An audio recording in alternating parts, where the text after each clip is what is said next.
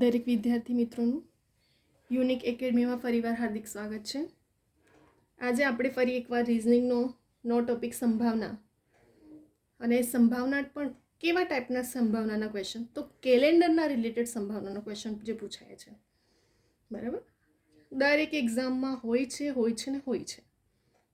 સંભાવના સિલેબસમાં છે જ. આવનારી જેટલી પણ કોમ્પિટિટિવ એક્ઝામ છે એના સિલેબસમાં સંભાવના છે. તો સંભાવનાના રિલેટેડ કેલેન્ડરના પણ ક્વેશ્ચન પૂછાય છે, જે કેલેન્ડરમાં પણ ટોપિકમાં આવશે અને સંભાવનાના પણ ટોપિકમાં આવશે. તો હવે આ જ રિઝનિંગનો આજે આપણે સ્પેશિયલ વિડીયો લાવ્યા છે સંભાવના કેલેન્ડરનો. તો હવે આપણે સોલ્યુશન કરશું. તમને મેથડ, ટ્રીક, એકદમ ઇઝી ટ્રીક, એના કરતાં ઇઝી ટ્રીક નહીં મળશે. મેથડ જ અને ટ્રીક જ મેટર કરે છે, બરાબર, અને પ્રેક્ટિસ ખાસ. તો હવે આપણે અહીં જોઈશું. ફર્સ્ટ ક્વેશ્ચન જોઈએ. જાન્યુઆરી મહિનામાં 5 બુધવાર આવવાની સંભાવના.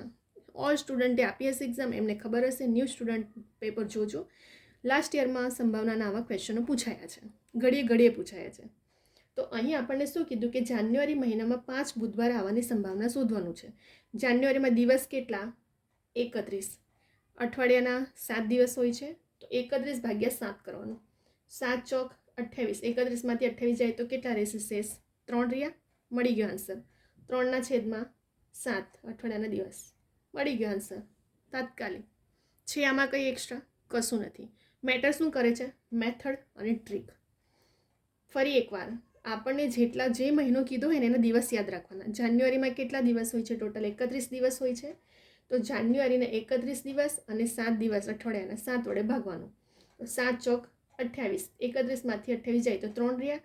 તો 3/7 અઠવાડિયાના દિવસ. મળી ગયું. 5 બુધવાર આવવાની સંભાવના કેટલી? 3/7. એકદમ ઇઝી ટ્રીક. બીજા ક્વેશ્ચન પર જઈએ આપણે. એપ્રિલ મહિનામાં 5 બુધવાર આવવાની સંભાવના કેટલી? તો એપ્રિલમાં કેટલા દિવસ હોય? ટોટલ 30 દિવસ. અઠવાડિયાના 7 દિવસ. 7 ચોક 28. 30માંથી 28 જાય તો કેટલા રહે? 2 રહ્યા શેષ. મળી ગયો આન્સર. 2/7 ટોટલ 7 દિવસ અઠવાડિયાના. કેટલું ઇઝી, એકદમ ઇઝી. મેટર શું કર્યું અહીં? ટ્રીક મેથડ કરે છે. તમારું ટ્રીક જ અને મેથડ જ મેટર કરે છે મેન તો, બરાબર. રિઝનિંગના એવા બધામાં અહીં આપણને જેટલો મહિનો કીધો હોય એના દિવસો તમને પછી અહીં 30, 31માં ભૂલ નહીં કરી અને આનું ગણતા આવડવું જોઈએ, બરાબર. એપ્રિલ મહિનામાં દિવસો કેટલા હોય? 30 દિવસ. અઠવાડિયાના 7 દિવસ વડે ભાગાકાર કરવાનો. જે શેષ વધે તે આન્સર ઉપર અને છે અઠવાડિયાના દિવસ. મળી ગયું આપણને અહીં. બીજો ક્વેશ્ચન પણ. ત્રીજા ક્વેશ્ચનમાં શું થાય છે? લીપ વર્ષમાં 53 શુક્રવાર આવવાની સંભાવના. હવે યાદ રાખજો અહીં કે જો લીપ વર્ષ પૂછ્યું હોય ને તો 366 દિવસ, અને સામાન્ય વર્ષ હોય તો 365 દિવસ. જો આમાં મિસ્ટેક નહીં કરતા. લીપ વર્ષના ટોટલ દિવસ હોય છે 366 અને સામાન્ય વર્ષના હોય છે 365. અહીં આપણને લીપ વર્ષમાં કીધું છે કે 53 શુક્રવાર આવવાની સંભાવના. તો લીપ વર્ષના ટોટલ દિવસ કેટલા? 366 ને 7 અઠવાડિયાના દિવસ વડે ભાગાકાર કરશું. 7 × 5 = 35. 6માંથી 5 જાય તો 1 ઉપરને ઉતાર્યા 6. 7 દુ 14. 2 શેષ રહ્યું. મળી ગયો આન્સર. 2/7 અઠવાડિયાના દિવસ. છે આમાં કંઈ એક્સ્ટ્રા કશું નહીં. ખાલી આપણને શું ધ્યાન રાખવાનું છે કે લીપ વર્ષ હોય તો 366 દિવસ અને સામાન્ય વર્ષ હોય તો 365 દિવસ. તો જેટલા પણ આપણને દિવસ હોય છે એને ભાગ્યા 7 કરવાનું. જે શેષ વધે તે તમારો આન્સર અને છેદમાં ટોટલ દિવસો અઠવાડિયાના. ચોથામાં જઈએ. સામાન્ય વર્ષમાં 53 શુક્રવાર આવવાની સંભાવના કેટલી? તો સામાન્ય વર્ષ એટલે કેટલા દિવસ? 365 દિવસ ગણાશે. તો 365ને પણ 7 વડે ભાગાકાર કરો. 7 × 5 = 35. 15 રહ્યું. 7 દુ 14. 1 શેષ રહ્યું. 15માંથી 14 રહ્યું તો 1/7. 15માંથી 14 માઇનસ કરશું તો 1 જ રહેશે ને, બરાબર. અહીં માઇનસ. તો આપણો આન્સર આવી ગયો. છે આમાં કશું? એકદમ ઇઝી ટ્રીક છે. ઘડીએ એક્ઝામમાં પૂછાયા છે આ ક્વેશ્ચનો, એટલા માટે વધારે ફોકસ કરજો.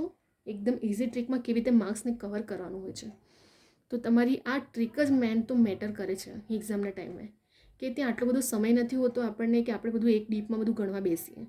ત્યાં તમારી શોર્ટ મેથડ ને શોર્ટ ટ્રીક જ ક્રેક કરવા માટે ઇમ્પોર્ટન્ટ હોય છે. અહીં આપણે 4 ક્વેશ્ચન એકદમ ટ્રીક વાઇઝ સોલ્વ કરી નાખ્યો, બરાબર. તો સંભાવનાના રિલેટેડ કેલેન્ડરના ક્વેશ્ચનો આ ઘડીએ તમે જોશો ને, જીપીએસસીથી લઈને ક્લાસ 3 સુધીમાં આવા ટાઈપના ક્વેશ્ચનો કેલેન્ડરના રિલેટેડ સંભાવનાના પૂછાયા છે, બરાબર. ખાલી યાદ શું રાખવાનું છે તમારું? અહીં જેટલા મહિના હોય ને એ મહિનાના દિવસ હોય એના ભાગ્યા ફક્ત 7 કરી દેવાનું છે.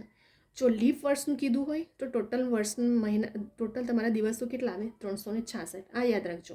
અને જો સામાન્ય વર્ષ કીધું હોય તો 365. બસ એના ભાગ્યા 7 કરવાનું છે. દરેકના આન્સર આવી ગયા તાત્કાલિક. બરાબર. ફરી એકવાર તમે આનો સ્ક્રીનશોટ લઈ શકો છો, અધરવાઇઝ ડાઉનલોડ કરીને જાતે પણ પ્રેક્ટિસ કરજો ગણવાનું. આપણે એક વખત રિવિઝન કરી લઈએ, જેથી જ્યાં સ્ટુડન્ટને કોઈ પણ કન્ફ્યુઝ થયા હોય તો સોલ્વ થઈ જાય એમને. બરાબર. અહીં આપણને જાન્યુઆરી મહિનામાં 5 બુધવાર આવવાની સંભાવના કીધું હતું. તો જાન્યુઆરીમાં પાછું આવું ધ્યાન નહીં લેવા બેસવાનું, 5 તો 5 ભાગાકાર કરો, કશું 5 તો 5 ભાગા, એવું નહીં કરતા. જાન્યુઆરીમાં મહિનામાં 5 બુધવાર આવવાની સંભાવના આપણને કહી દીધું. ટોટલ દિવસ 31 હતા જાન્યુઆરીમાં, ભાગ્યા 7, કેમ કે અઠવાડિયાના દિવસ 7. 7 ચોક 28, 31માંથી 28 માઇનસ કરો, 3 શેષ વધ્યું, તો 3/7 અઠવાડિયાના દિવસ આવી ગયો આપણો આન્સર. બીજામાં શું થાય છે? એપ્રિલ મહિનામાં 5 બુધવાર આવવાની સંભાવના. તો એપ્રિલમાં દિવસો કેટલા? ટોટલ 30 દિવસ હોય છે. તો 30 ભાગ્યા 7 દિવસ કરો, 7 ચોક 28 ઉડી ગયા, અરે 7 ચોક 28 માઇનસ કરો, 30માંથી 28 જાય તો 2 શેષ રહ્યું, તો 2/7 અઠવાડિયાના દિવસ આન્સર આવી ગયો આપણો. ત્રીજામાં શું હતું કે લીપ વર્ષમાં 53 શુક્રવાર આવવાની સંભાવના. લીપ વર્ષમાં ટોટલ કેટલા દિવસ? 366. એને 7 વડે ભાગાકાર કરો, 7 × 5 = 35, 16 બાકી રહ્યું, 7 દુ 14, અરે 16માંથી 14 માઇનસ કરો, 2 રહેશે તો 2/7 આવી ગયું. લીપ વર્ષમાં 53 શુક્રવાર આવવાની સંભાવના. સામાન્ય વર્ષમાં 53 શુક્રવાર આવવાની. તો સામાન્ય વર્ષમાં દિવસ કેટલા? 365. 365 ભાગ્યા 7 કરો, 7 × 5 = 35, 15, 7 દુ 14, 15માંથી 14 જાય તો 1. 1/7 આપણો આન્સર આવી ગયો. એકદમ શોર્ટ ટ્રીક છે, શોર્ટ મેથડ છે. ઇમ્પોર્ટન્ટ મેટર તમારું અહીં જે થાય છે તે છે ટ્રીક પર. બરાબર. સોલ્યુશન તમારું તમે વિડીયોને સ્ટાર્ટિંગથી એન્ડ સુધી જોશો તો તમને ઘણું બધું શીખવા મળે, સમજવા મળે. એક પોઈન્ટો તમને હાઇલાઇટ કરું છું મેં. આ તો એક્ઝામમાં આ તો મેં ભાગાકાર કરીને તમને પણ બધું ત્યાં હવે તમે જાતે પણ ફટાફટ ઉડાવી શકો છો, ભાગાકાર કરી શકો છો. આ તો કેટલાક સ્ટુડન્ટને કન્ફ્યુઝન જાતે પણ વિડીયો જોઈ તો કન્ફ્યુઝન ના થાય, એટલા માટે હું ભાગાકાર કરીને પણ સ્ટેપ બાય સ્ટેપ લખું છું એક પોઈન્ટ. અદરવાઇઝ એકદમ ટ્રીકમાં 31/7 કરો, જે શેષ વધ્યો આના પણ. આ તો બધું ત્યાં એક્ઝામમાં આટલું બધું થોડી આપણે કંઈ ભાગાકાર કરવા બેસવાના છે, ફટાફટ ત્યાં તો ઉડાવી દેવાનું હોય છે આપણે ભાગાકાર કરીને. બરાબર. 4 ક્વેશ્ચન અહીં ફરી આપણે સોલ્વ થઈ ગયું છે. સ્ક્રીનશોટ લઈ શકો છો તમે. આ વિડીયો તમને ગમે તો લાઈક કરો, શેર કરો, સબસ્ક્રાઈબ કરો અને કમેન્ટ કરજો. બરાબર. અને ખાસ તો સબસ્ક્રાઈબ કરવાનું ભૂલતા નહીં.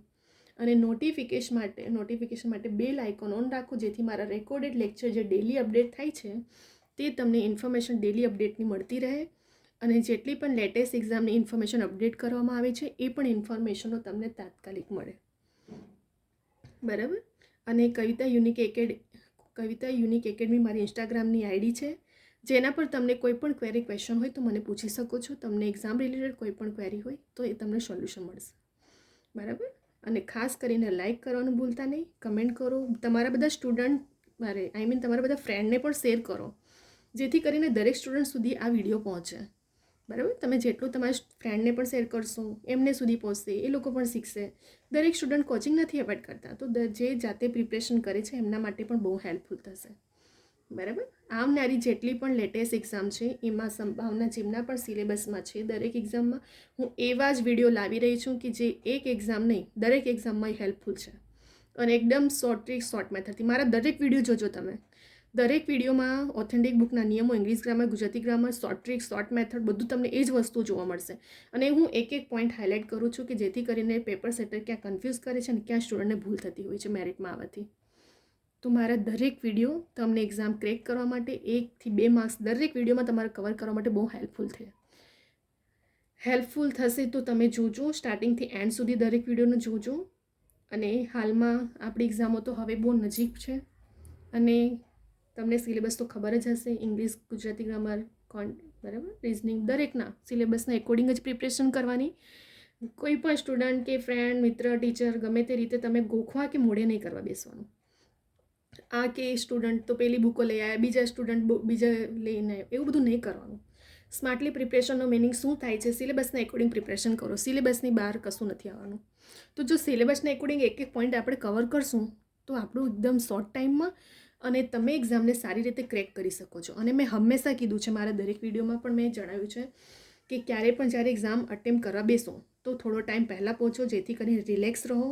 અને બીજી વસ્તુ કે એક્ઝામ આપતી વખતે જે પણ તમને ક્વેશ્ચન પહેલાં આવડે ફટાફટ એમને પહેલાં અટેમ્પ્ટ કરો, અને પછી જેમાં કન્ફ્યુઝન હોય ને એને એન્ડમાં રાખો, જેથી કરીને કેટલાક સ્ટુડન્ટ શું થાય છે, સ્ટાર્ટિંગમાં જો સોલ્વ કરવા બેસો ને તો તમારો ટાઈમ જશે, કન્ફ્યુઝન થશે, ગભરાટ, સફોકેશન બધું ચાલુ થઈ જાય. ત્યાં પછી ટેન્શન ને ટેન્શનમાં તો પછી એવી રીતે નહીં અટેમ્પ્ટ કરવાનું પેપર.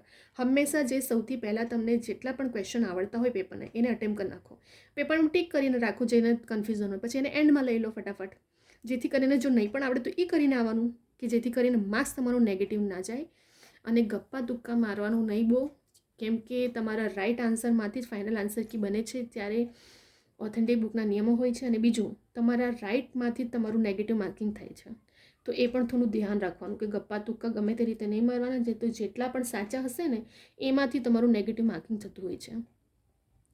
તો આવી નાની નાની ભૂલો ધ્યાન રાખવાની અટેમ્પ્ટ કરતી વખતે પેપરે કેવી રીતે અટેમ્પ્ટ કરવાનું પેપર, બરાબર. આ બધું નાની નાની વસ્તુ બહુ મેટર કરે છે તમારું ત્યાં એક્ઝામમાં.